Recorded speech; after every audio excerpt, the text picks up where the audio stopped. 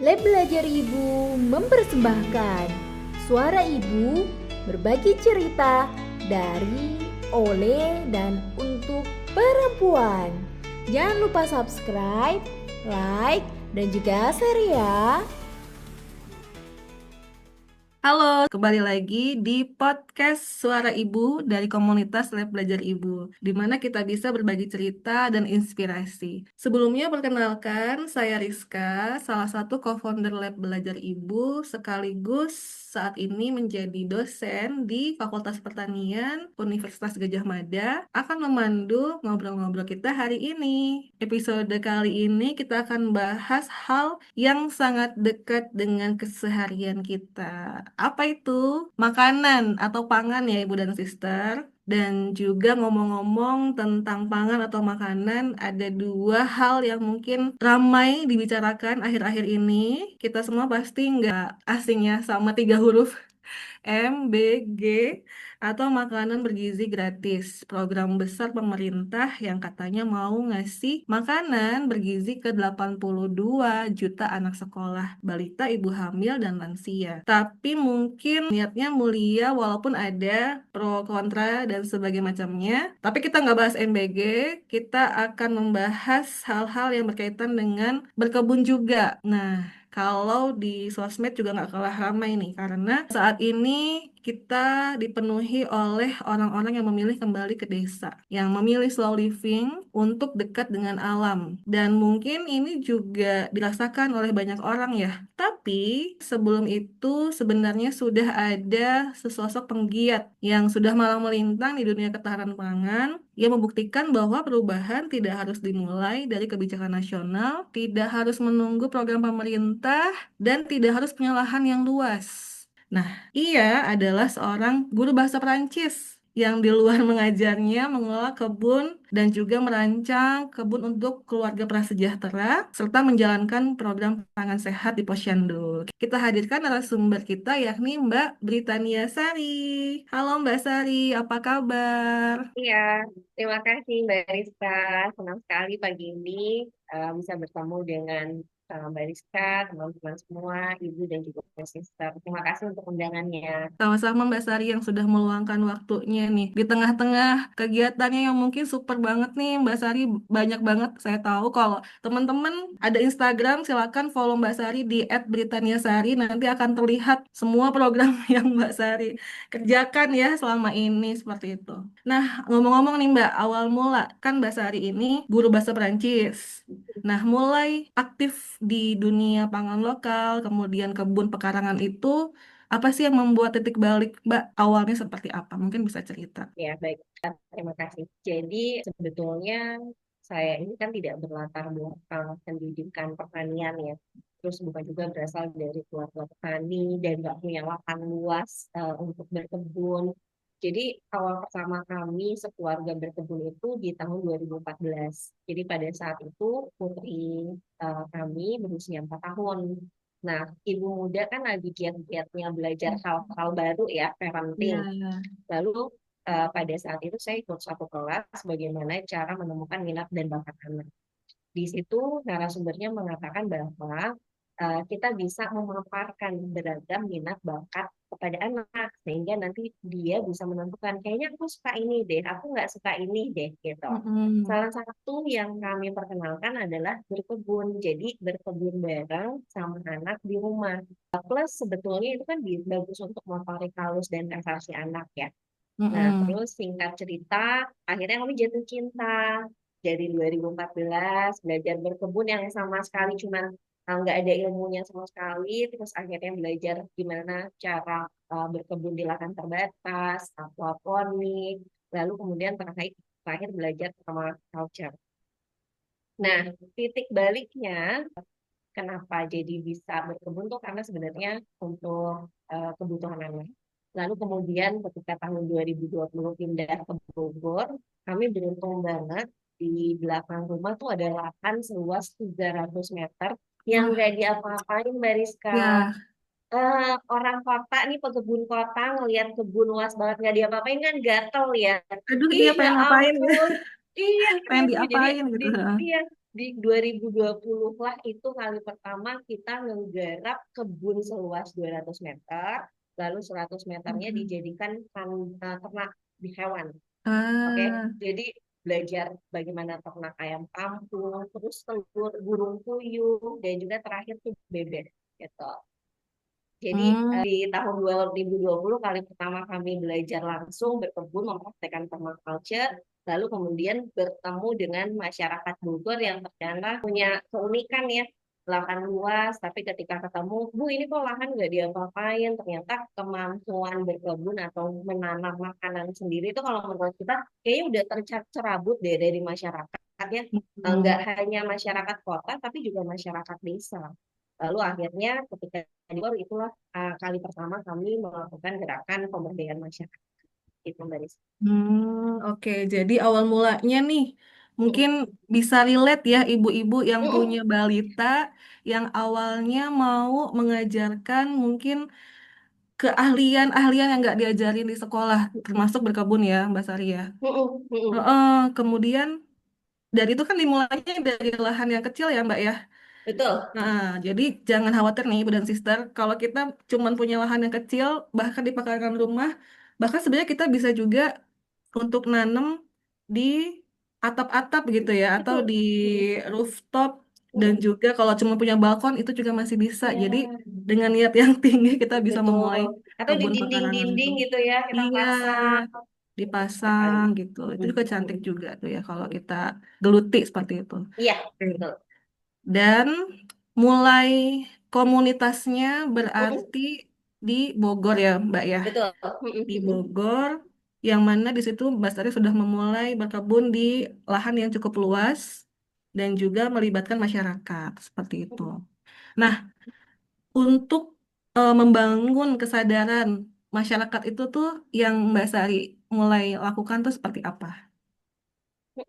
Jadi sebetulnya untuk membangun kesadaran masyarakat, kami tuh ini ya keliling dulu melihat bagaimana potensi-potensi yang sebetulnya ada di sekitar lingkungan gitu.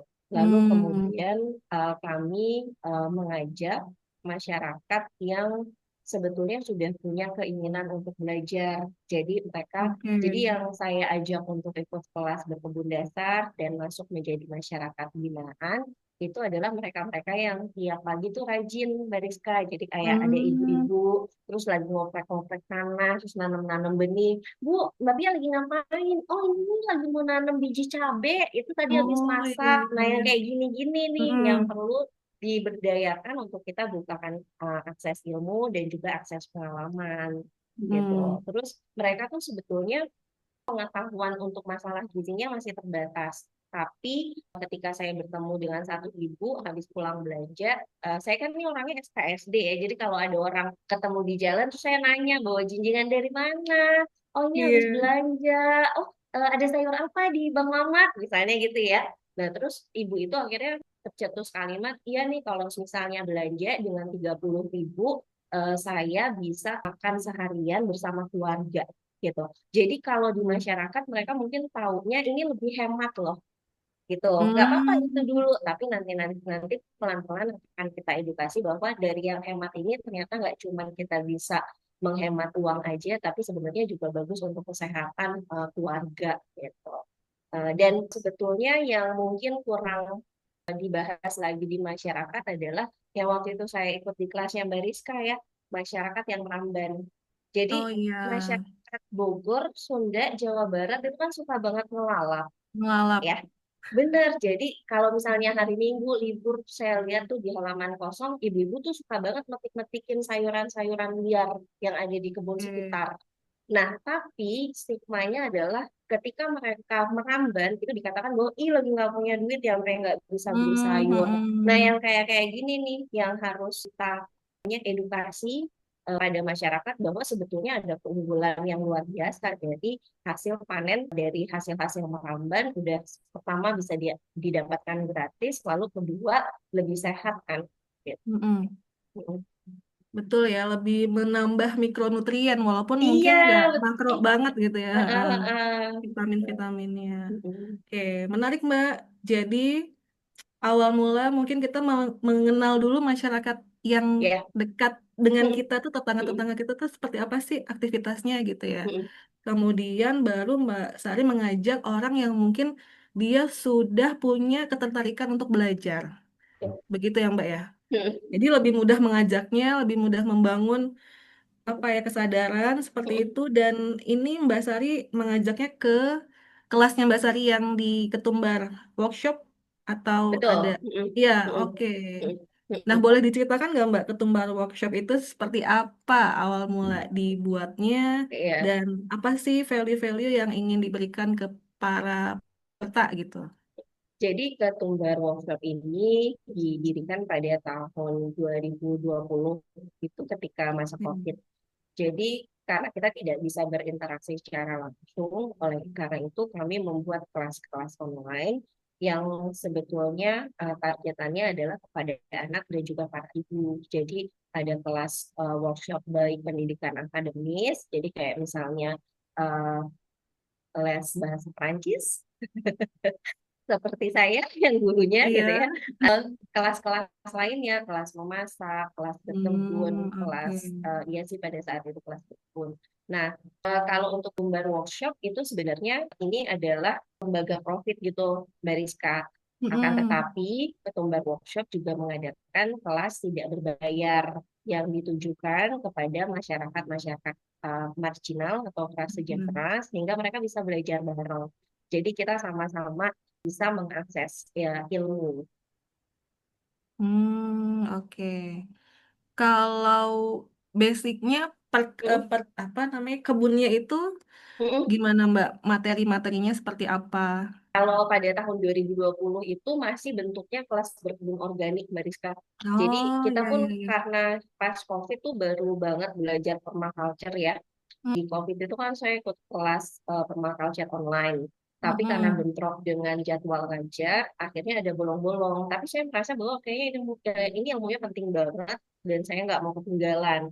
Dan akhirnya suami saya yang akhirnya suami saya tuh saya jorokin, tolong dong dan bikin saya di kelas ini. Karena Heeh. saya sudah bayar, sayang banget gitu kan. Oh, Dan akhirnya ikut belajar suami juga. sekarang iya ikut belajar Iya. juga, udah punya sertifikat Hmm. ini ya permaculture, sedangkan saya belum gitu. Itu jadinya akhirnya sekarang kita kayak collab bareng Mbak Rizka. Oh, Jadi saya yang hmm. bagian untuk melihat bagaimana kondisi kebutuhan masyarakat, terus mereka kira-kira saya yang berkunjung ke rumah mereka, ke rumah keluarga-keluarga binaan. Lalu kemudian saya yang melihat bahwa kayaknya di keluarga ini bisa dibuatkan kebun deh. Lalu saya bilang ke suami, Hmm. tolong buatin dong kebun di rumah Ibu Rizka misalnya. Jadi saya Mm-mm. tim banyak mau sebenarnya. Biasanya gitu sih Gitu. kalau ibu-ibu Mbak Sari ya. Iya ya, Tiba-tiba nanti nunjuk minta doang tolong ya. suami eksekusi. Ya betul, betul sekali. Iya. Gitu. Oke, jadi basicnya permaculture ini ya Mbak Hah? ya. Iya, Dan kalau nggak salah permaculture itu berarti kayak regenerative agriculture dari kata betul. permanen agriculture, betul ya Mbak Sari ya? Betul, betul, betul, betul. Di mana kita mungkin bisa menggunakan apa namanya sumber daya dari dekat kita, Mm-mm, mungkin dari dapur untuk menambah nutrisi tanaman, tanah dan mm-mm, lain-lainnya. Wah menarik nih. Mungkin nanti Ibu dan Sister bisa juga belajar tentang ini di kelasnya mm-mm. Bu Sari ya di Ah, Ketumbar iya. Workshop. Oke, ayo belajar. Oke. Selain itu Mbak Sari boleh sebutin lagi Mm-mm, nggak kegiatan-kegiatan lain seperti itu yang mm-mm, sudah dilakukan sampai saat ini? mm-mm. Nah, jadi di tahun 2020 ketika kami sekeluarga pindah di Bogor, itu sebenarnya kan titik balik perjalanan ya. Sebelumnya kami hanya menjadi pengajar kelas online, lalu ketika pindah ke Bogor, kami menemui bahwa sepertinya banyak sekali masyarakat yang kondisinya saat ini berada di dalam kondisi kemiskinan struktural gitu.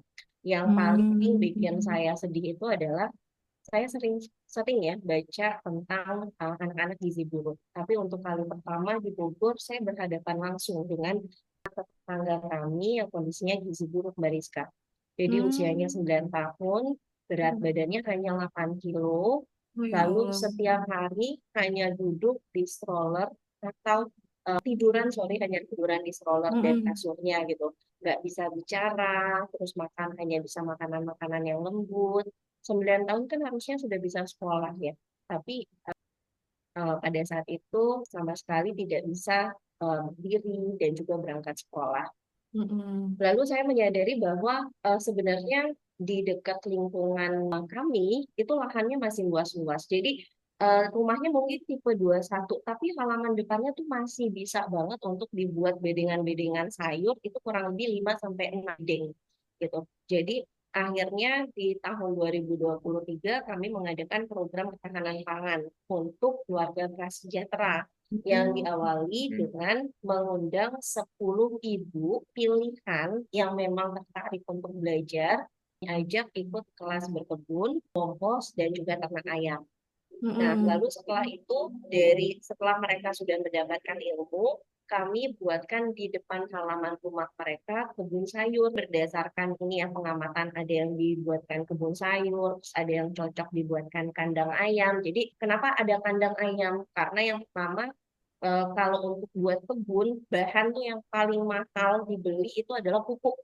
Jadi Betul. nggak mungkin dong kita minta keluarga prasejahtera, Bu, beli pupuk dua Beli puluh pupuk. ribu gitu. Aduh Bisa iya. mendingan beli beras kan? Iya. Gitu. Nah, jadi akhirnya kami buatkan kandang ayam sehingga kita bisa panen pupuk. Kita bisa mandiri pupuk. Pupuknya digunakan untuk menutrisi tanaman-tanaman yang ada di kebun-kebun warga. Betul. Nah, selain itu kita dapat ayam kampung dan juga dagingnya gitu. Nah, ini Hmm. diberikan kepada keluarga binaan yang kesulitan untuk mengakses pangan sehat. Jadi hasil panen ini semua dikumpulin, ada sayuran, telur, dan juga daging ayam, lalu dibagikan ke keluarga binaan. Nah, difokuskan untuk ibu hamil dan juga balita di bawah 2 tahun. Karena tujuannya kan untuk pencegahan stunting. Seperti itu, Mbak Rizka. Itu program yang pertama. Hmm. Mm-mm. Mm-mm. Lanjut, Lalu, Mbak. ya, Mm-mm. lalu setelah itu di 2024, kami melihat, saya ketika keliling-keliling, terus persis di depan rumah kan nggak jauh ada posyandu ya. Terus saya melihat bahwa kok Hmm. sekarang posyandu PMT-nya tidak sesuai dengan arahan dari Kemenkes gitu. Jadi ada pemberian Mm-mm. makanan dan minuman kemasan gitu. Jadi bahkan ada pemberian susu formula yang jelas-jelas itu melanggar kan. Lalu kemudian saya melihat bahwa kadangkala kadernya itu memberikan biskuit kemasan, gitu, susu kemasan, sosis kemasan. Saya tanya, kebetulan ketua kadernya tuh teman ibu saya. Lalu jadi saya sudah kenal cukup baik ya. Hmm. Bu, Mm-mm. eh, ini saya mau tanya, memangnya PMT itu berapa? 100.000, Mbak. Oh ya baik. Buat berapa anak? Hmm. 120 anak. Jadi kalau dibagi berarti 100 berapa? Nggak ribu. nyampe 1.000 kan? Gitu. Nggak nyampe. Iya, makanya saya bilang, oh pantesan Sedih. aja nih kadernya jadi kader ya, ini Iya. masak apa lagi nih saya Iya. gitu. Ya Terus ampun. Oke. akhirnya tuh kami collab. Gimana kalau misalnya kami buatkan kebun di depan halaman posyandu. Jadi itu ada Hmm. 3 rumah kosong selama berpuluh-puluh tahun. Depannya tuh ada lahan yang bisa dipakai. Ya Hmm. kan? Saya bilang ke Bu RT, terus Bu ini mau saya buatkan kebun sayur ya. Jadi nanti kalau hasil panen dibagikan kepada balita. Nah, Hmm. akhirnya sudah berjalan. Kemudian selain memberikan sayur, ini kami juga ini memberikan tambahan. Jadi ada paketan pangan sehat balita posyandu itu sebesar 10.000. Dananya ini dari donatur eksternal. Jadi Hmm. isinya Oke. lengkap. Ada sayuran hasil panen kebun, protein nabati dan hewani karena tentu setiap bulan kita bisa panen telur dari kandang ya. Iya. Jadi kadang-kadang beli di pedagang atau pekebun lokal, pedagang lokal. Lalu ada buah-buahan yang lagi musim kami beli dari pekebun lokal. Jadi 10.000 dapat paket lengkap. Ini sebenarnya asas ini sih ya, asas ekonominya ibu-ibu kan ya. Iya. 10.000 kalau bisa Hemat. dapat Nah, banyak. bagaimana sehemat apapun, Iya, tapi lengkap gitu. Pengennya iya gitu. benar. Iya, jadi makanya ilmunya ibu-ibu kepake banget nih di program Ya, ini. Gitu. Nah, terus memang program kami tidak sama dengan program PMT Posyandu. Kalau PMT Posyandu kan harus dimasak. Nah, tapi Iya. kalau program kami pangan sehat itu diberikan mentah karena satu kami nggak punya waktu untuk bisa mengolah Hmm. ini semua. Lalu dan nggak ada waktu dan nggak ada tenaga juga. Lalu kedua Mm-mm. dengan diberikan mentah itu bisa dapat banyak. Kalau 10.000 dimasakin paling cuma dapatnya kan sedikit. Sedikit Tapi sayurnya ya. itu kalau mentah ini bisa dimakan si anak seharian mungkin atau bisa dinikmati bersama keluarganya mungkin. Lalu kemudian yang ketiga, ini juga melibatkan dengan orang tua untuk menyiapkan makanan sehat untuk anak gitu. Nah, lalu kemudian adalah edukasi yang paling utama adalah memberikan info kepada masyarakat untuk bisa makan sehat itu sebetulnya murah dan terjangkau asalkan kita Betul. berbasis pangan lokal gitu. Betul Jadi sekali. kalau saya ingat-ingat dulu nih Mbak Rizka pas waktu punya anak terus lagi bikin makanan pendamping ASI. Kita kan terpapar Iya. banyak hal ya, punya buku, terus ikut kelas ABCD. Tahu nggak sih, saya merasa bahwa waktu itu saya nyiapin makanan buat anak saya, ikan yang paling sehat adalah ikan salmon. Salmon. Ya, terus Katanya sayuran ya. saya beli asparagus coba. Ya ampun. Ya, padahal Sama dong sebenarnya kita, Mbak Sari. iya, iya saya merasa bahwa ya ampun Iya. saya aja yang terpapar ilmu bisa miskonsepsi kayak gini gitu. Jadi jangan sampai ibu-ibu lain juga mengalami hal yang sama. Buah-buahan lokal yang harganya murah itu tapi pas kita petik lagi musimnya kan itu lebih sehat ya dibandingkan buah-buahan yang kita ambil dari jauh ya. Terus kondisinya tidak Mm-mm, terlalu betul. mahal gitu. Jadi gitu sih. Dan menariknya adalah hari bulan pertama kan berarti bulan Januari. Terus udah dong, Mm-mm. ibu-ibu tuh pada tahu, di posyandu kasih Ananda sekarang dikasih makanan ini loh, sayur-sayuran sama telur loh gitu ya. Bulan Mm-mm. Februari yang tadinya kedatangan balita itu hanya di angka 40, itu Mm-mm. meningkat 60, 80, 100 hingga Masya Allah. 120 gitu. Dan bahkan ketua kader bilang gini, Mbak, ini ada RW sebelah, ibu-ibu RW Mau sebelah. gabung Kemarin mau ikut. ya, Bu, saya boleh nggak gabung di posyandu sini aja, soalnya dapat sayuran gitu kan ya. Iya. Itu sampai, Masya Allah, ternyata masyarakat kita tuh membutuhkan, Membutuhkan maksudnya, seperti itu ternyata ya Mbak iya ya. Mm. betul, betul. Mereka juga bersedia kok untuk masakin anaknya sesuai dengan selera keluarga kan ya. Mm-mm. Hanya perlu diberikan edukasi lagi aja bahwa dari makanan telur sebenarnya kita bisa bikin variasi masakan ABCD, nggak cuma diceplok doang, nggak cuma didadar doang Mm, gitu. mm-mm. Mm-mm. Terus Menarik kan. banget ini Mbak Sari Mm-mm. dari mulai awal mula nih inisiasi ngobrol sama kader Posyandu ya. Mm-mm. Kemudian akhirnya program itu diterima gitu ya Mbak ya. Karena kan mungkin kita kita nih sebagai follower Mbak Sari, pengen mengerjakan di posyandu kita gitu misalnya. Ibu Mm-mm. dan sister kan kalau udah follow Mbak Sari, wah pengen nih kayaknya melakukan di RT kita misalnya. Tapi kan kadang suka ada yang nggak cocok atau seperti apa. Jadi ya Alhamdulillah mungkin dari komunikasi Mbak Sari juga di awal untuk mencoba masuk ke dalam program PMT itu ya Mbak ya, dan Mm-mm. ternyata itu disambut oleh Eh. warga gitu, oleh ibu-ibu Mm-mm. yang memeriksakan anaknya ke posyandu seperti itu, dan Mm-mm. ternyata tepat sasaran gitu ya Mbak ya. Mm-mm. Oke, Iya. betul banget bahwa sebenarnya kita perlu nih Mbak saat ini untuk membuka wawasan Mm-mm. kalau makanan sehat itu nggak harus mahal. Betul. Sama kayak Mbak Sari tadi, anak pertama saya juga terpapar seperti itu dari mulai harus pakai butter, salmon. Terus ternyata anaknya juga nggak suka-suka banget gitu. Iya Jadi benar banget. Ya. ya gitu kan. Akhirnya udah mulai Mm-mm. belajar lagi Iya. di anak selanjutnya. Oke lah, kita ambil yang lokal-lokal aja, Iya. buah-buah yang musiman aja lebih Mm-mm. mudah didapat seperti Mm-mm. itu. Mm-mm. Menarik Mbak. Jadi tadi dengan 10.000 Mm-mm. ternyata lengkap sayuran sampai proteinnya juga. Mm-mm. Dan mungkin itu juga, oh ya satu poin tadi saya catat, untuk yang pangan sayuran itu berarti untuk donasinya eksternal ya Mbak ya.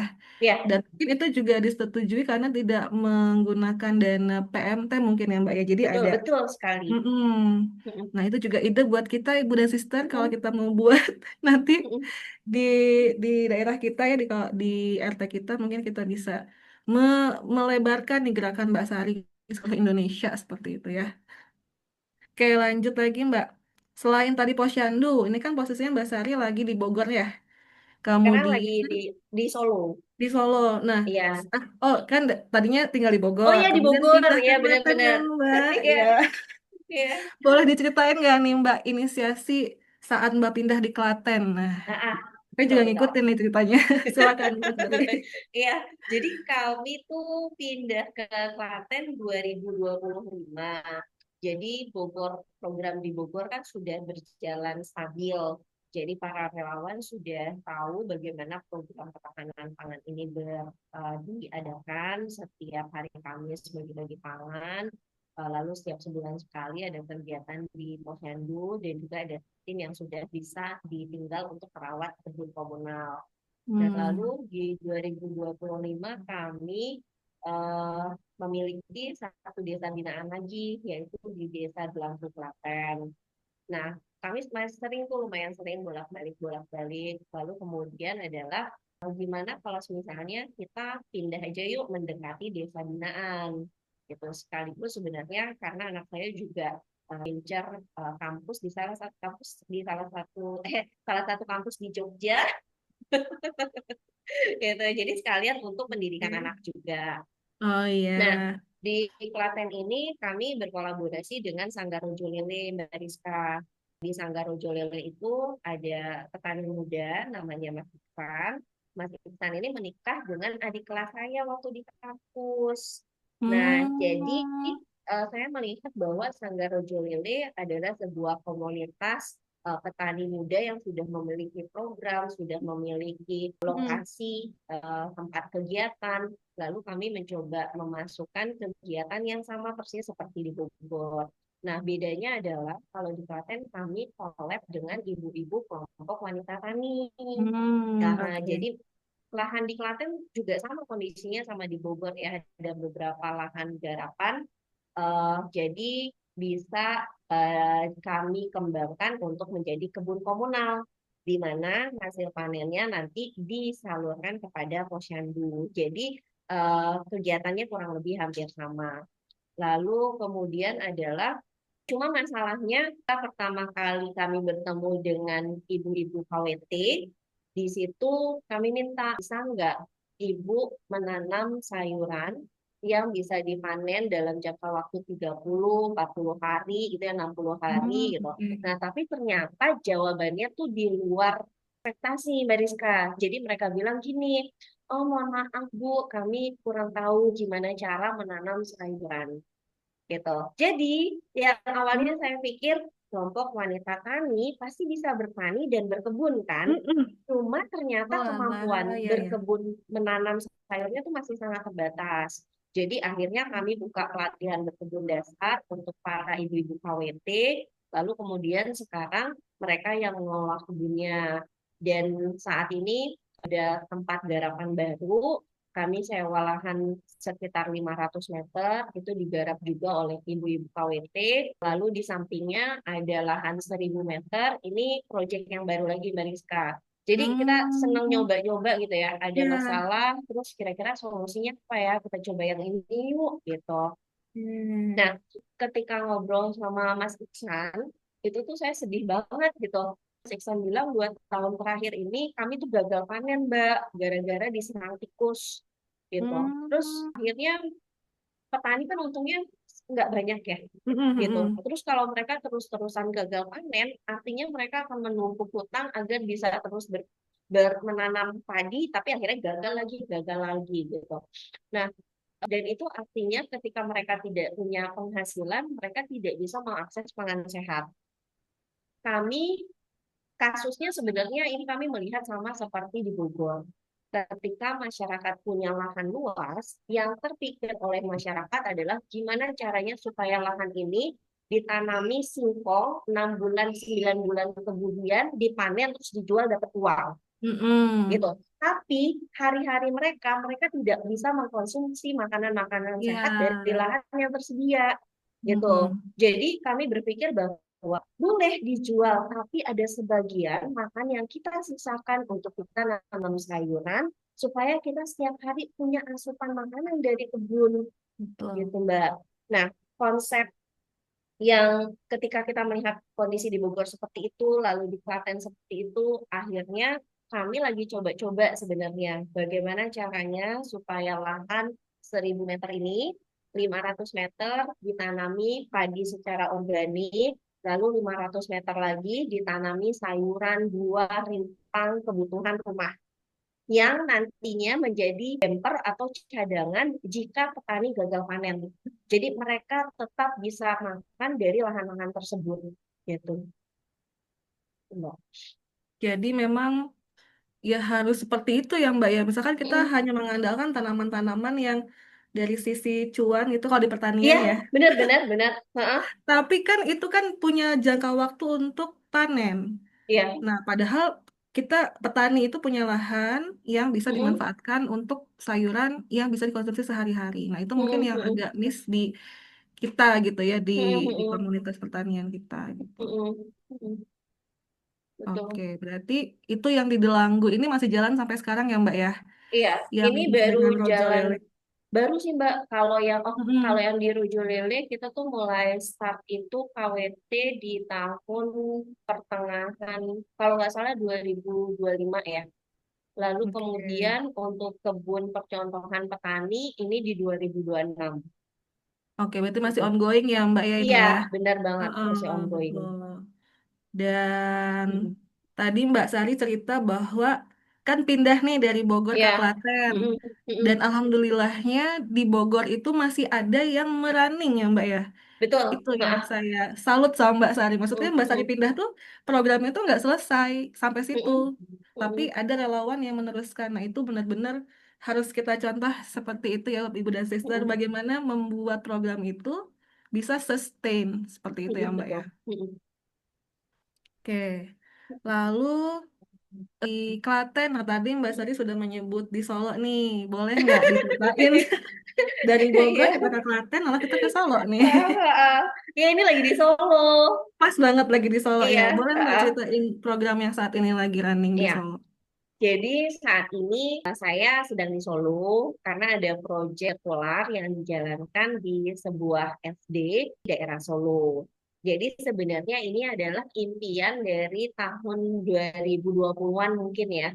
Jadi kenapa tidak bahwa kita bisa mendekatkan sumber gizi di halaman sekolah gitu. Jadi dari kebun-kebun, hasil panenan kebun, terus ada kandang ayamnya juga, terus ada kolam ikannya juga dipanen kemudian diolah di kantin sekolah gitu lalu dinikmati bersama oleh siswa-siswa. Nah, cuma untuk menjalankan program itu, jadi kan impiannya dari 2020 baru terrealisasi di 2026. Karena tidak mudah untuk menemukan sekolah yang siap berkolaborasi dan bekerja Hmm, sama untuk betul. menjalankan program ini gitu. Nah, 2026 awal 2026 ada permintaan masuk untuk membuat kebun sayur di halaman sekolah gitu. Hmm, Jadi pembina sekolahnya, jadi halaman sekolahnya tuh masih cukup luas banget Mbak Rizka. Jadi kita udah langsung kebayang deh mau buat ini, buat ini, buat ini gitu. iya. Wah ini pasti panen banyak nih gitu ya. Nah yang membuat saya kagum adalah pembina sekolahnya bilang gini, kami punya halaman sekolah yang cukup luas. Kami ingin agar halaman sekolah ini bisa dimaksimalkan dan bisa menghasilkan sesuatu. Misalnya bisa menghasilkan sayuran, telur, atau daging. Yang nantinya hasil panennya bisa dijual. Dan hasil penjualannya bisa digunakan untuk membayar SPP atau kebutuhan sekolah siswa-siswa dari keluarga marginal. Gitu. Dan yang terakhir, kalimat terakhirnya adalah saya nangis deh kalau dengar kalimat itu, saya ingin anak-anak itu mendapatkan memori indah tentang sekolahnya. Bahwa ketika mereka kesulitan, sekolah hadir membantu, bukan malah menguatkan. Itu tuh saya langsung, Ya Allah. oke Pak, kita collab gitu. Jadi Hmm. ya itu ya. Dan kemudian adalah kami pun juga ingin tambahan lagi dari pembinanya adalah program ini adalah program yang berjalan panjang sekali. Hanya program sesaat atau sekejap ya. Nah, akhirnya kami kolaborasi dengan Novel, Kak Stevi untuk membuat modul edukasi gizi. Lalu kemudian ada tim Kita Bisa sebagai support dananya. Oh, Itu Masya dia. Allah. Nah, Januari sampai Februari kami buatkan kebun sayurnya, ada area mengompos, ada kandang ayam juga, lalu juga diberikan pelatihan berkebun, mengompos dan juga ternak ayam untuk Bapak Ibu guru dan juga nanti orang tua akan ikut serta. Kemudian sambil kebunnya dibuat, Kak Stevi sebagai pegiat pangan lokal beliau mengajarkan kepada anak-anak. Jadi beliau buat modul untuk kelas 4 dan 5. Jadi modul edukasi gizi berbasis pangan lokal gitu. Jadi saya suka ikut kelasnya Kak Stevi sambil seharusnya memang seperti ini ya model bentuk Betul ya. edukasi gizi kepada masyarakat gitu. Banyak banget ilmu-ilmu tentang gizi yang saya aja tuh sampai udah segede gini nggak tahu gitu, tapi ikut kelasnya jadi oke gitu. Ini penting banget seharusnya dimiliki oleh semua orang. Lalu kemudian adalah hari ini dari pekan lalu sebenarnya kita sudah mulai panen kebunnya. Jadi anak-anak itu diajarin berkebun, lalu merawat kebun dan mengenal apa saja tanaman-tanaman yang ada Iya, di aduh seru kebun. banget itu Mbak. Iya, Mbak Rizka tahu nggak? Saya datang nih, terus ada Iya. anak kelas 1 ngomong gini, Mbak, ini tahu nggak? Ini tanaman rosella. Kalau misalnya sudah berbuah, nantinya bisa kita petik, lalu kita kasih air panas, kita minum. Minum, waduh Gitu pinter loh. dia ya, Masya Allah. Benar. Jadi gurunya tuh Heeh. benar-benar memanfaatkan kebun ini sebagai sarana belajar siswa. Oke, mulai dari kelas Hmm. 1 belajar berhitung, juga nanti bisa belajar luasan kebun gitu ya. Dan Mm-mm. Rizka tahu nggak tempat Betul kan. nongkrongnya Mm-mm. anak kelas 5, kelas 6 tuh di mana? Di kandang ayam. Oke, setelah Iya, ada program itu iya, jadi nongkrong di iya, kandang ayam ya. Ih, bener. seru banget ya. Iya, Mbak, Bu, itu namanya Rembo, yang jantan namanya Rembo. Udah ada Gitu. namanya pula ya. Iya. Terus mereka tuh penasaran, emang gimana sih cara ayam bertelur? Emang gimana sih supaya anaknya bisa menetas? Jadi ibunya dudukin Mm-mm. telurnya gitu. Jadi ini adalah lokasi tempat yang nggak hanya menjadi sumber gizi untuk anak aja, tapi juga sarana belajar untuk melihat langsung bagaimana makanan mereka itu dihasilkan gitu, baik sayuran, Betul. protein hewani, dan juga misalnya nabati kalau ada rumah jamurnya ya. Itu. Mm-mm. Nah, kemudian dari hasil panen ini kita olah bersama di kantin sekolah. Kantin sekolah juga disupport perlengkapan dapur dan memasak ya dan juga alat makan. Anak-anak tuh diajak untuk mengolah makanannya dari hasil panen dan kita makan bareng. Nah, salah satu prinsip yang diajarkan ketika di kelas edukasi gizi adalah banyak sekali makanan-makanan yang anak-anak belum pernah coba gitu. Tapi kita selalu bilang, coba dulu ya. Kalau kamu Mm-mm. nggak suka, jadi kan kita harus memaparkan banyak hal ya. Coba Iya. dulu ya. Kalau kamu nggak suka, nggak apa-apa kok. Orang punya preferensi yang beda-beda. Tapi kalau kamu suka, kamu boleh makan, habiskan, dan kalau masih ada sisa boleh tambah gitu. Jadi Jadi kita anak-anak nggak takut, aduh, aku takut makan sayur gitu. dan tidak makan secara dipaksa, Iya. ya kan? Makan nggak? Pokoknya Bunda nggak mau tahu ini Nah, sehat.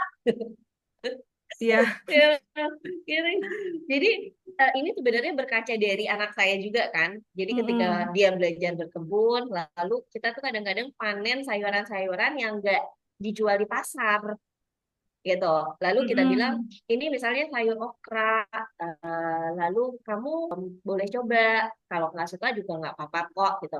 Dan akhirnya sampai sekarang dia tuh berani untuk mencoba segala makanan yang mungkin Baru. dia lihat aneh, Mm-mm. tapi aku coba dulu. Untuk bisa suka Mm-mm. kan aku harus coba gitu kan ya, Mm-mm. gitu Mbak.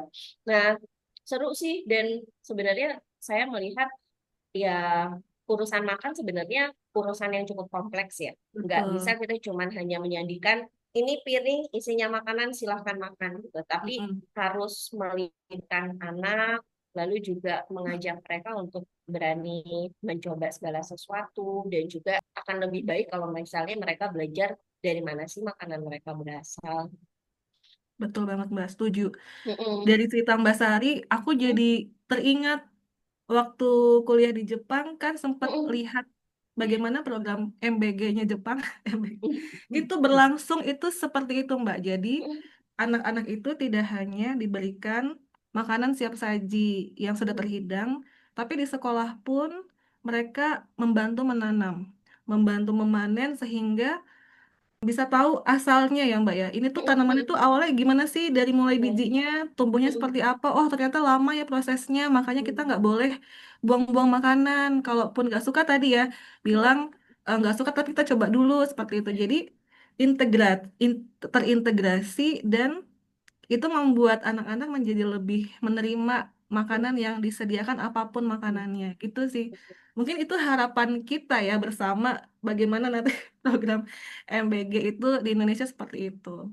Tapi ya tadi itu di awal saya bilang bahwa Mbak Sari ini salut bahwa tidak perlu menunggu program pemerintah, tapi dengan caranya crowdfunding ya Mbak ya. Ini kan dari kita Mm-mm. bisa seperti itu bekerja Mm-mm. sama dengan institusi-institusi yang mungkin satu tujuan untuk Mm-mm. buat ini semua. Berarti kalau di sekolahnya ini Mbak saat ini berarti dari Mm-mm. guru, orang tua murid juga sangat Mm-mm. mendukung ya Mbak ya.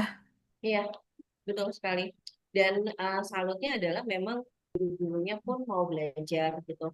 Jadi Ah, mereka iya. betul-betul memanfaatkan kebun ini dengan baik, belajar, mengajar. Karena kami kan tidak bisa setiap hari datang ke sekolah ya, untuk Mm-mm. mendampingi para guru. Jadi oleh karena itu, ketika guru-guru sudah dapat ilmunya, kami memang berharap guru-guru yang nantinya akan terus mengajarkan kepada siswa-siswa yang setiap tahunnya kan nanti berganti-ganti terus ya, kelas 6 Iya, keluar, masuk kelas 1 gitu. Dan kelas 4 5 6 itu kemarin panen. Lalu kemudian dari jam setengah 8 sampai jam 10 tuh energinya masih banyak banget Mbak untuk ngurusin kebun kebun. gitu. Nah, termasuk kalian udah Ya. capek belum? Oh enggak kok Bu, gayeng kalau nggak salah. Gayeng tuh artinya senang ya. Iya. Iya, enggak kok Bu, senang gitu. Diajak mengompos, diajak lihat kandang ayam, ngasih Mm-mm. kandang ayam, oh mereka happy banget. Dari lahan aja mereka bisa belajar matematika gitu kan ya. Dan itu Betul, jadi kita bisa mempelajari pelajaran betul, yang IPA bisa, matematika betul. bisa, bahkan tadi Mm-mm, mungkin ada sayur yang dijual, sosial mm-mm. humaniora sampai ke ekonomi bisa gitu. Jadi Bisa ini benar. buat para guru sekolah mungkin kita bisa membuat yang sama ya di sekolah-sekolah yang lain gitu. Ayo, ayo, Siap kita Mbak buat. Sari gitu ya. Dan Mm-mm. mungkin ibu dan sister juga tertarik untuk menginisiasi program yang sama juga sangat memungkinkan seperti itu ya Mbak ya. Dan tadi saya coba callback dari mulai yang di Posyandu di Bogor ya Mbak ya. Mm-mm. Kemudian yang di Delanggu ini bersama Sanggar Ojo Lele. Lalu yang terbaru ini Solo ini Mm-mm. yang program 360 Kita Bisa, Fit tiga ratus enam Solo, puluh betul. fit dari Solo. Kita Bisa di Mm-mm. Solo. Mm-mm. Oke Mbak. Nah, dari keseluruhan itu, Mbak, kan melibatkan masyarakat, kemudian melibatkan berbagai stakeholder juga, pendukung juga, seperti itu. Kira-kira kita sebagai ibu, Mbak, kira-kira memungkinkan nggak sih membuat seperti itu, atau sebelum ke masyarakat, kita buat dulu di rumah kita, itu memungkinkan atau tidak, Mbak Sari? Oke, ini untuk berkebun berarti ya. Iya. Ya, oke. Jadi sebetulnya kan saya juga diawali dari pekebun kota ya. Tipikal pekebun kota, lahannya terbatas, tapi pengen bisa panen macam-macam, ya kan? Nah, jadinya pada saat lahan kita terbatas, sebetulnya kita tetap bisa mandiri sayuran, mandiri ikan, mandiri ayam, telur, dan juga Mm-mm. mandiri pupuk gitu. Jadi kami pernah tinggal di daerah Pamulang, Tangerang Selatan. Jadi pada saat itu lahannya tuh kayak ada dua gitu ya. Jadi lahan kecil di depan yang terkena sinar matahari, lalu lahan di belakang, lahan di dalam itu di teras yang tidak terpapar sinar matahari. Jadi pertama kali kan dianalisis kebutuhan sinar mataharinya ya, karena setiap kebutuhannya beda-beda. Nah, Mm-mm. untuk lahan yang memiliki sinar matahari yang banyak dan cukup, itu bisa ditanami dengan tanaman-tanaman sayuran. Gitu. Jadi kita maksimalkan tanaman sayuran di halaman tersebut dengan menggunakan pot aja dulu, gitu. Lalu kemudian di teras dalam yang tidak terpapar sinar matahari itu saya pakai untuk menyemai, area menyemai, dan juga menanam rimpang-rimpangan. Jadi kalau rimpang kan nggak terlalu butuh sinar matahari. Jadi intinya adalah memaksimalkan lahan yang ada dengan memperhatikan kondisi si lahan dan disesuaikan dengan tanamannya. Nah, kalau saya nggak salah, itu di lahan depan itu saya bisa nanam kurang lebih sekitar 35 jenis tanaman gitu. Mungkin nggak terlalu besar, maksudnya satu pot itu satu jenis tanaman, tapi kita Mm. punya seledri yang setiap saat bisa dipetik kan nggak harus cabut Mm-mm. akar ya, tapi petik aja sesuai dengan kebutuhan. Lalu kemudian di lahan tersebut untuk kali pertama kami mencoba metode aquaponik gitu. Jadi Oke. di bagian bawahnya ada drum yang bisa untuk ternak ikan. Kami pada saat itu ternak ikan lele, lalu di bagian atasnya ada wadah untuk berkebun. Itu pada waktu itu kami tanami bayam Brazil. Lalu pernah juga ditanami Mm. mint dan itu mintnya subur banget. Dia bahagia kalau Bahagia ada ya. di aquaponik. Nah, sedangkan kalau ada di tanah Oh dia kadang-kadang iya, sekarat iya. kan ya. Ah, Saya ini nyenemin bahagia. suka mati tuh Mbak. Betul Kalau di tanah. banget. Itu dia makanya saya Iya pas lihat ya. kok, ya Allah Aquaponik. di Oke, nanti saya coba di aquaponik. rimbun banget. Nah, Iya. lalu kemudian kita juga bisa vertical gardening. Jadi kalau misalnya Mm. terasnya terkena sinar matahari, terus kita bisa pakai namanya vertical gardening untuk pot-pot sayuran-sayuran. Cuma memang kalau vertical gardening itu kan sebenarnya ukurannya kecil, jadi nanti Mm-mm. para ibu dan suster sekalian bisa pilih sayuran-sayuran yang memang tumbuhnya nanti kayak pokcoy, jadi nggak terlalu Oh iya. besar gitu. Jadi disesuaikan dengan si wadah juga. Jadi di lahan apapun sebenarnya bisa kita maksimalkan. Untuk yang di apartemen juga bisa gunakan Mm-mm. balkon ya, gitu. Mm-mm. Silahkan disesuaikan saja kebutuhannya apa dan melihat dari kondisi lokasi tanamnya. Oke. Nah, untuk berkebun di rumah Hmm, itu, Mbak, kira-kira hmm. ibu dan sister perlu mengeluarkan biaya nggak sih yang tinggi? Atau bisa nggak kita tadi hemat ya? Iya, ala Iya, ibu-ibu ya berkebun ala hemat. ibu-ibu. Iya. Nah, waktu itu pertama kali menyadari bahwa wah nggak bisa nih kalau misalnya terus-terusan beli pupuk, apalagi kalau Ya. misalnya berkebun di lahan yang luas sekali. Nah, Mm-mm. akhirnya untuk program-program sekolah, kami ada satu proyek yaitu di Lampung. Jadi di Pulau Sebuku, di mana kita harus naik ke laut untuk menuju pulau tersebut kan. Nah, kami akan buat kebun sayur dan juga kebun sayur. Nah, tapi nggak mungkin dong bawa pupuk naik kapal. Nah, Iya. akhirnya yang pertama kali harus dilakukan supaya bisa berkebun adalah harus mandiri pupuk dulu. Dengan cara apa? Satu, Mm-mm. bisa dengan cara mengompos. Jadi Ngompos. sisa-sisa sayuran itu dimasukkan ke dalam komposter, lalu ditimbun dengan sekam mentah atau unsur coklat, sehingga nanti 3 bulan kemudian, voila, kita dapat tuh emas hitam atau kompos. Mm-mm. Nah, setelah itu kompos tersebut kita gunakan untuk berkebun. Nah, konsep ini dipakai juga untuk yang luasan lahannya dan lahan yang cukup luas. Jadi, selain mengompos, kandang ayam. Jadi, Mm-mm. yang selama ini kami buat, kandang ayamnya itu kan semi umbaran yang Bariska. Oh Jadi iya. bawahnya masih tanah, Iya. terus bercampur dengan kotoran ayam, bercampur dengan makanan, diaduk-aduk ayam. Nah, dalam jangka waktu 2 sampai 3 bulan kita panen alas kandangnya, lalu setelah itu digunakan untuk pemupukan. Jadi kalau mau hemat, saran saya adalah kita coba mandiri pupuk atau kompos dulu. Lalu kemudian yang kedua adalah sebetulnya kalau untuk wadah-wadah ya kita bisa menggunakan wadah-wadah yang kita miliki. Jadi reuse, pakai botol plastik, pakai cup-cup plastik, atau misalnya pakai cangkang telur juga bisa kan untuk wadah menyemai ya. Ya. Tuh. Nah itu lucu-lucuan pas anak saya umur 4 tahun kita pakai itu Oke lucu-lucuan. itu. Iya, jadi Ya. diwarna-warnain, kotak Oh susu iya benar-benar bisa diwarnain. diwarnain juga ya kotak susu dan Bener. kadang kalau beli telur itu suka ada wadah telur yang kayak karton Heeh, bisa juga ya Mbak betul, ya itu. betul. Mm-mm.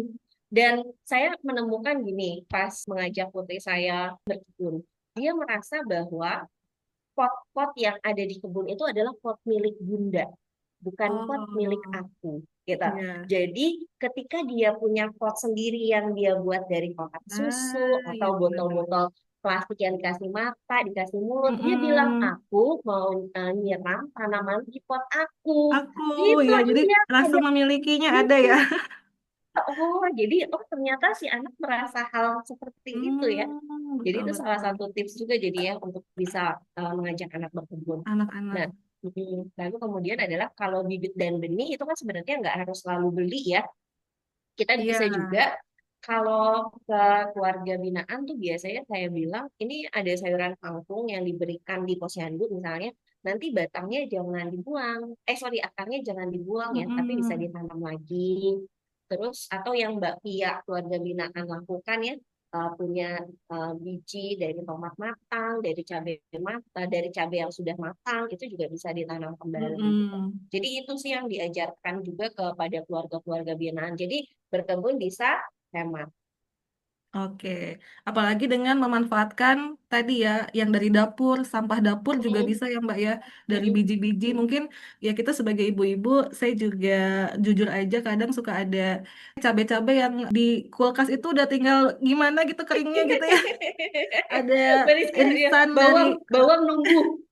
bawang numbuh gitu, kita taruh aja tuh di kebun gitu ya. Iya, iya Atau benar. kadang suka ada makanan yang ya mungkin kayak ada apa ya, misalkan kita motong buah semangka kan banyak Mm-mm, kulit-kulitnya. Kita bisa mm-mm, buang juga di kebun, jadikan kompos yang tadi itu betul. membuat hemat gitu ya Mbak ya untuk berkebunnya. Dari Ya. kompos sendiri, kemudian juga memanfaatkan hal-hal yang ada di rumah bahkan di dapur kita. Jadi tadi ya, berkebun kita bisa mulai dari lahan yang sempit dengan hal-hal yang sederhana, yang hemat dari dapur, dan ternyata berkebun juga dampaknya secara sosial masyarakat sangat luas seperti itu. Jadi kita ibu dan sister bisa melihat pengalaman yang sudah Mbak Sari ini berikan dari mulai berkebun di rumah, yang awalnya mengedukasi anak gitu ya. Dan memang sebenarnya menurut saya em, apa ya, pelajaran berkebun itu harusnya masuk ke dalam kurikulum ya Mbak Sari ya, Iya, betul di sekali. sekolah Mm-mm, gitu. Karena mm-mm. sepenting itu kaitannya dengan apa yang kita makan seperti itu. Lalu juga dari berkebun kita bisa belajar tidak hanya untuk diri sendiri atau keluarga, tapi juga untuk masyarakat, bisa terus berupaya berdampak gitu ya untuk masyarakat sekitar. Nah, kalau dari Mbak Sari mungkin tips buat ibu dan sister nih, kira-kira tadi ya bagaimana memulai berkebun, tadi sudah ya sebenarnya ya dari Mm-mm, sisi mm. kita mulai aja dulu gitu ya. Betul, betul. Dengan niat yang sudah ada, mungkin ibu-ibu di sini kita kuatkan niatnya seperti itu untuk Mm, memulai dari hal yang kecil. Kalau di balkon kita bisa pakai tadi ya wadah-wadah, bahkan mm, wadah susu yang 1 liter ya Mbak ya. Saya juga mm, mm, betul. sering gunakan itu, kita Mm, gunakan itu untuk menanam seperti itu ya. Dan tadi juga sama Mbak Sari udah dikasih tips-tips terkait dengan jenis sayuran yang mm, mudah mm. dulu. Kadang kan Iya. kita ibu-ibu pengen cepet panen nih. Ya udah yang Iya, mudah-mudah dulu aja iya, gitu iya, iya. kan. Dari mulai bayam ya Mbak Sari, Nah, kangkung, kangkung, caizim, pokcoy. caistim, Nah, pokcoy gitu. mm, Kalau dari pengalaman Mbak Sari, mm. apa sih yang paling susah tanaman yang dirawat di dalam kebun? Mhm. Jadi memang tadi yang Mbak Rizka bilang ya, kadang-kadang banyak maunya ya. Kayak Iya. misalnya kepengen rosemary gitu. Terus Oh nanamnya iya. dari benihnya kecil banget, terus udah Heeh. numbuh-numbuh gitu. Dalam. Iya, jadi untuk pekebun pemula memang sebenarnya disarankan kita mulai dari benih-benih sayuran yang cepat tumbuhnya, mudah perawatannya, dan cepat dipanen. Contohnya adalah tadi yang disebutkan bayam, kangkung, pokcoy, caisem. Lalu kalau udah jago nih di jenis tanaman-tanaman yang Hmm. mudah, kita boleh naik tingkat. Saya mau di tanaman-tanaman yang apa ya, tantangannya sedang. Contohnya misalnya Hmm. adalah cabai, tomat, kacang panjang, itu kan dipanen setelah 3 bulanan ya. Dan Iya. biasanya mereka tanaman-tanaman ini perlu ekosistem yang sehat sehingga tidak mudah diserang oleh hama. Gitu. Karena yang pernah nanam cabai, tomat, kacang panjang pasti suka kedatangan jenis hama kutu putih Oh gitu, ya ya. kan? Nah, Mm-mm. untuk jenis-jenis kutu putih ini sebenarnya kan kalau kami ibaratnya gini, menanam itu seperti merawat seorang anak, gitu. Jadi ketika tanaman Mm-mm. itu sakit terus diserang hama, artinya yang harus kita pikirkan bukan hanya obat apa nih untuk menyembuhkan si tanaman, tapi yang harus dipikirkan adalah wah berkaitan sama Bariska ini, sehatkah si tanah gitu. Mm-mm. Upaya apa yang sudah kita lakukan untuk menyehatkan si tanah? Karena ketika si Mm-mm. tanah sehat, maka akan menghasilkan tanaman yang sehat dan imunitasnya kuat. Ini tuh sebenarnya kayak anak banget kan. Anak kita Betul. batuk, pilek tuh bukan yang dipikirkan pertama kali. Jangan hanya obat apa yang untuk Obatnya apa? menyembuhkan, Ya. tapi cek kenapa ya? Apakah tidurnya kurang atau makanannya kurang sehat, Betul. terpapar polusi atau tidak, gitu. Betul. Nah, jadi ketika berkebun, orientasinya adalah bagaimana caranya agar kita bisa membuat tanah yang sehat sehingga tanaman yang dihasilkan itu sehat. Nah, gimana caranya? Dengan menggunakan sisa-sisa organik yang tadi sudah kita Mm-mm. buat dari mengompos. Bu dosen nanti tolong ditambahkan lagi ya untuk tanah sehat ya. Siap. Nah, nah, lalu kemudian adalah kami nggak pernah pakai pestisida. Jadi ketika si Betul. hama itu datang, misalnya kutu putih itu datang, sebetulnya ada pasukan penjaga kebun dari hama, Mm-mm. yaitu kita harus menciptakan ekosistem yang beragam. Jadi tidak hanya menanam sayuran saja, tapi dikombinasikan dengan tanaman yang berbunga cerah, daunnya bau, terus yang aromanya kuat. Jadi itu akan menjadikan kebunnya penuh dengan imunitas. Nah, kalau nggak salah tuh hama kutu putih itu merupakan makanan kesukaannya kumbang kepik. Benar ya Mbak Rizka? Jadi Oh iya, kepik kumbang, ya. Heeh, betul. Jadi betul. kalau kumbang kepik itu suka muncul ketika tanaman kita ada bunganya. Jadi bisa kebayang ya, Mm-mm. kita tanam bunga, kumbang kepik datang, terus ada kutu putih di tanaman cabai kita nggak perlu repot-repot si kumbang kepik nanti yang akan makan. Iya. Udah deh, jadi tanamannya bisa terbebas dari hama gitu. Nah, terus kemudian adalah ini saya pernah baca sebuah pepatah lama. Jadi dikatakan seperti ini, yang dibutuhkan oleh tanaman kita itu adalah jejak jejak kaki kita. Jadi Hmm. jika kita nengokin tanaman itu sebenarnya kita bisa memberikan sebuah perhatian. Oh ini kok airnya ketika disiram nggak rembes ya? Oh berarti tanahnya udah terlalu ini nih keras banget. Mungkin saya perlu Mm-mm. menambahkan sisa-sisa organik. Oh ini Mm-mm. kok daunnya keringnya kenapa ya? Apa dia kurang sehat gitu. Jadi luangkan waktu 1 atau 2 minggu untuk nengok kebun, kita ketemu dengan sinar matahari dan gerak, banyak banget hubungan positifnya ya dari kegiatan tersebut. Betul banget, setuju Mbak Sari.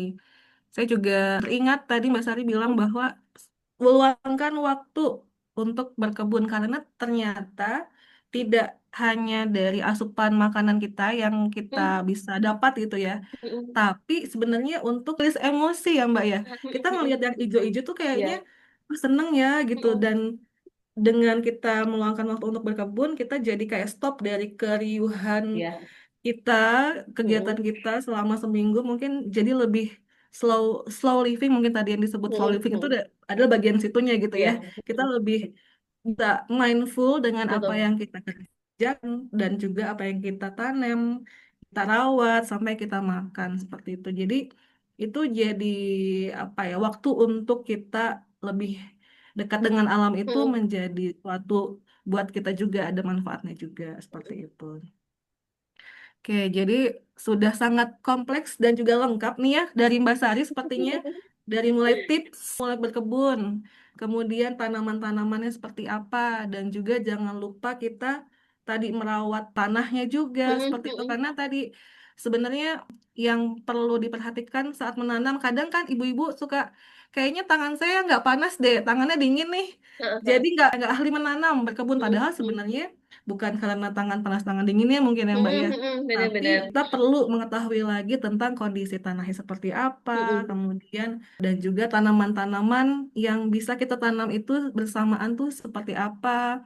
Lalu juga bagaimana menanggulangi hama secara biologi dan juga memanfaatkan apa yang ada di sekitar kita. Gitu.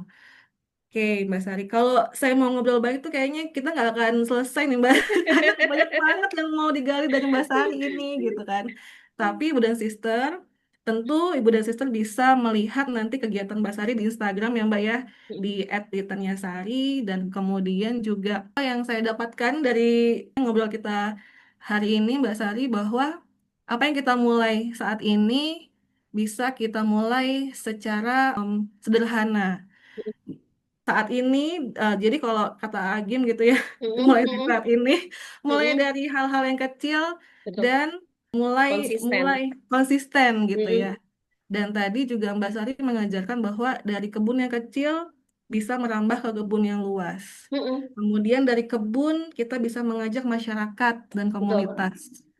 Lalu komunitasnya juga bisa sustain dengan komunikasi seperti itu ya Mbak ya, bahwa dengan mungkin ibu-ibu juga mengalami pindah rumah ya, kita mengalami perpindahan, tapi ternyata apa yang kita bangun sebelumnya bisa tetap berjalan seperti itu. Jadi ini banyak banget yang kita pelajari dari Mbak Sari. Makasih banget atas waktunya nih Mbak Sari, kita ngobrol-ngobrol di sini. Mungkin ada closing statement dulu dari Mbak Sari untuk kita Ibu dan Sister di Lab Belajar Ibu.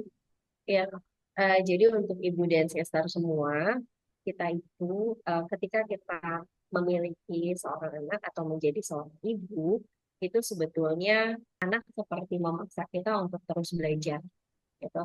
Jadi hal-hal yang sudah kita pelajari ketika mendidik anak atau mendidik keluarga, itu sebetulnya adalah bekal-bekal yang nantinya kita butuhkan dan juga kita bisa salurkan kepada masyarakat-masyarakat sekitar yang kurang beruntung gitu. Jadi kalau misalnya ada teman-teman yang DM saya, Mbak, apa yang harus saya lakukan? Kita bisa mulai dari potensi yang kita miliki. Misalnya kita memiliki keilmuan atau pengetahuan tentang bagaimana cara mengolah makanan pendamping ASI atau bagaimana cara menyusui bayi. Ini ternyata nggak semua ibu terpapar hal-hal ini gitu. Jadi kita punya banyak kekuatan ilmu yang kita terus tekuni, kita terus lakukan, dan nantinya bisa kita salurkan kepada mereka-mereka yang membutuhkan. Jadi tetap semangat belajar para ibu dan sister semuanya. Oke, terima kasih Mbak Sari atas waktunya. Terima kasih juga Ibu dan Sister sudah menyimak episode podcast hari ini. Saya Rizka pamit undur diri. Sampai jumpa di episode berikutnya dari Suara Ibu, Siniar Lab Belajar Ibu, tempat berbagi ilmu, inspirasi, dan cerita dari, oleh, dan untuk perempuan. Sampai jumpa. Sampai jumpa. Terima kasih Mbak Rizka dan Lab Belajar Ibu. Terima kasih Mbak Sari.